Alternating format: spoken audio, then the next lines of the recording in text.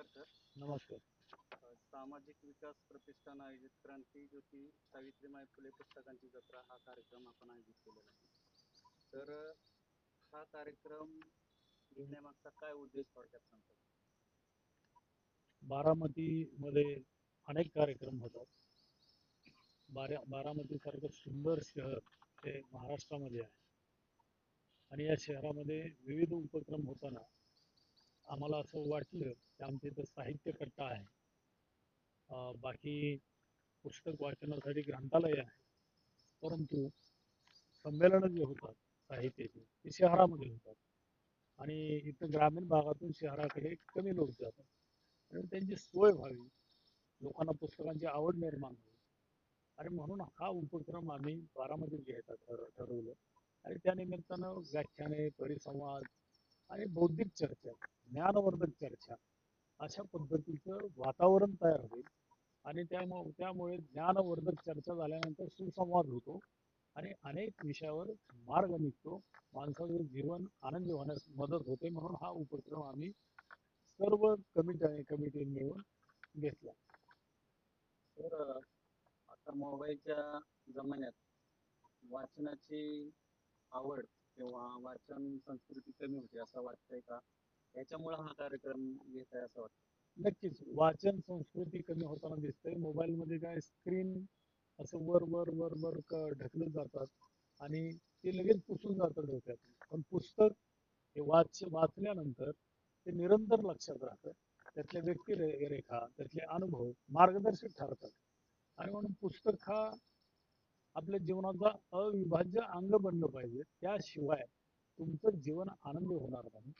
कारण माणसाचं व्यक्तिमत्व जर अष्टपैलू व्हायचं असेल, त्या माणसाला खऱ्या अर्थानं सगळ्यांना बरोबर घेऊन जायचं असेल तर पुस्तक वाचन हे आवश्यक आहे. तर या जत्रेत नेमक्या कोणत्या प्रकारची पुस्तकं उपलब्ध असणार?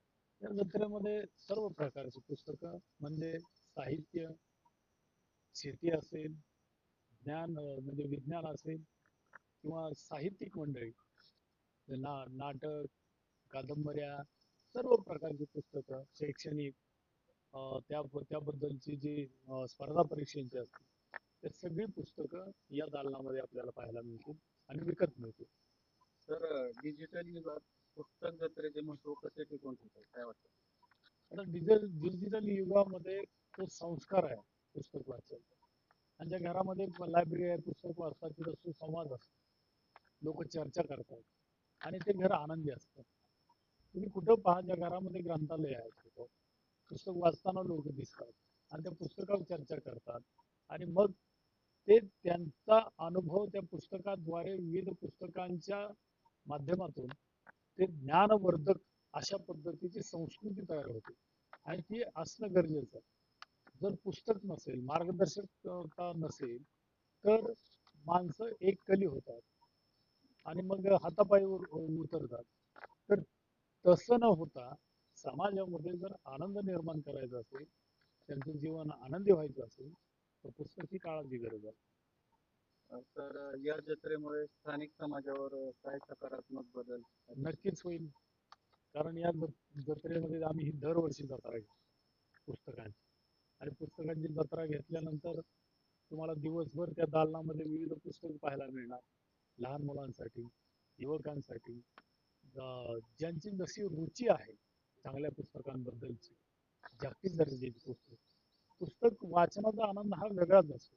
आणि कधी बघा तुम्ही, जो माणूस पुस्तक वाचतो ना, तर त्याच्या सानिध्यामध्ये तुम्हाला राहावंसं वाटतं, त्याचा सहवास करावासा वाटतो आणि अशी माणसं विचारी असतात आणि माणसामध्ये सुसंवाद वाचनाशिवाय होणार नाही असं आम्हाला वाटतं. म्हणून ही सर्व प्रकारची पुस्तकं म्हणजे वाचली गेली पाहिजेत आणि त्याचा संस्कार बारामतीमध्ये जर पुस्तक वाचनाची आवड तयार झाली तर आमचा पुढं मानस आहे की आता आमच्या बारामतीमध्ये अनेक ठिकाणी बसण्याची ठिकाणं खूप चांगली चांगली झाली. तिथं सुद्धा या समितीच्या मार्फत लोकांना तिथं पुस्तक वाचायसाठी उपलब्ध करून द्यायचे. आता निवांत विरंगुळा बसलेत तर तिथं आमचे कार्यकर्ते महिन्यातून एकदा एक एक एक एक कार्यकर्त्याला पुस्तक वाटत द्यायचं आणि तेवढाच त्यांना त्या पुस्तकाचा आनंद मिळेल आणि त्यांच्याकडून ते पुस्तक वाचली जाते. बारामतीला वाचन संस्कृतीचे केंद्र बनवण्याबाबत तुमची दृष्टी काय वाटते? आता ही सुरुवात आहे. नंतर बारामतीतले सर्व साहित्यप्रेमी, आमचा जो साहित्य कट्टा आहे बारामतीतला, हे सगळे आम्ही एकदा बोलवून त्याशी चर्चा करून सर्वांना सोबत घेऊन, इथले सगळे पत्रकार, वाचक मंडळी, या सगळ्यांना सोबत घेऊन चर्चासत्र आयोजित करणार आहोत. आणि मग वाचन संस्कृती कशी वाढीस लागेल त्याच्यासाठी सगळ्यांचे विचार घेऊन मग जिथं जिथं ग्रंथालय आहे, त्या ग्रंथालयाचं आता बारामतीमध्ये नगरपालिकेचं ग्रंथालय आहे. पण ते विशिष्ट वेळेतच उघडतं आणि विशिष्ट वेळेला बंद असतं.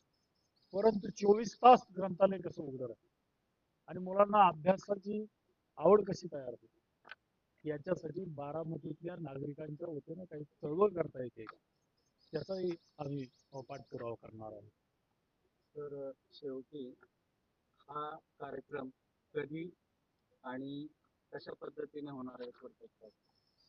हा जो कार्यक्रम आहे तो शनिवार, रविवार, सोमवार 9, 10, 11 मे 2026 या 3 दिवसामध्ये होणार आहे. आणि ह्या कार्यक्रमाची जी रूपरेषा आहे ते 9 तारखेला सकाळी 10 वाजता उद्घाटन होईल आणि त्याच दिवशी रसिका उपळेकर या सह्याद्री वाहिनीच्या निवेदिका आहेत त्या आणि नंतर श्रीराम मोहिते हे सुलेखनाचा कार्यक्रम घेणार आहेत. रसिका उपळेकर हे सुसंवाद, लेखन, वाचन किंवा नाट्य या प्रकारचा जो त्यांचा कार्यक्रम आहे तो मुलांच्यासाठी आहे. नंतर त्याच दिवशी 9 तारखेला संध्याकाळी परिसंवाद आहे. तो परिसंवाद आहे संजय सोनवणी ज्येष्ठ इतिहासकार आहेत आणि त्यांचा संजय सोनवणींचा मुलाखत घनश्याम पाटीलच्या प्रकाशनचे ते घेणार आहे त्या दिवसाचा 9 तारखेचा 9 मेचा कार्यक्रम. 10 मेला परत सकाळी एक सत्र आहे. त्या सत्रामध्ये आपल्याला हेमचंद्र शिंदे 10वी 12वी नंतर हे तज्ञ मार्गदर्शक आहेत. शिवाय डॉक्टर हर्षदा शिंदे याही त्या बोलणार आहेत की वैद्यकीय प्रवेश प्रक्रिया कशी केली जाणार आहे किंवा आणखी काय काय संधी आहेत विद्यार्थ्यांना त्याबद्दलचं 10 तारखेला विवेचन आहे. उद्घाटन हे सुनेत्रा वहिनी पवार उपमुख्यमंत्री महाराष्ट्राचे यांच्या हस्ते होणार आहे. आणि 10 तारखेला संध्याकाळी कवितांची मैफिल आहे आणि त्यामध्ये नितीन चंदन शिले आहेत, हनुमंत चांदगुडे आहेत आपले बारामतीचे, प्रशांत केंद्रे, राजेंद्र सोमवंशी, शिवाय दिनेश आदलिंग हे पण आहेत. आणि त्याशिवाय पुरस्कार सोहळा होतोय. तो पुरस्कार आम्ही समाजभूषण म्हणून पुरस्कार देतो. ते प्राध्यापक विठ्ठल कांगणे, ऍडव्होकेट राहुल मुखरे आणि घनश्याम पाटीलच्या प्रकाशन. त्यावेळी शरदचंद्र पवार साहेब राष्ट्रवादी काँग्रेसचे राष्ट्रीय अध्यक्ष ते उपस्थित राहणार आहेत. तर त्यांच्या हस्ते हा पुरस्कार आम्ही देणार आहोत.